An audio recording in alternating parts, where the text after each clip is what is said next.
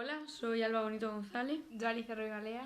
y vamos a recitar un poema de Rosalía de Castro titulado Cuando nacen las plantas, que pertenece a su obra Cantares Gallegos. Hemos elegido este poema porque nos ha parecido muy bonito como explica el origen de su nombre y muestra claramente sus sentimientos hacia una persona que ha amado. Nacín cando as plantas nacen, no mes das flores nacín, nuña alborada mainiña, nuña alborada de abril. Nací cuando las plantas nacen, en el mes de las flores nací, en una alborada tranquila, en una alborada de abril.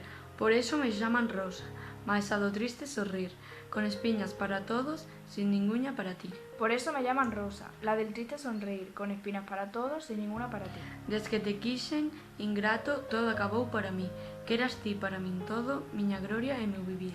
Desde que te quise ingrato, todo acabó para mí, que eras tú para mí todo, mi gloria y mi vivir. De que pois te queixas, Mauro? De que pois te queixas, di?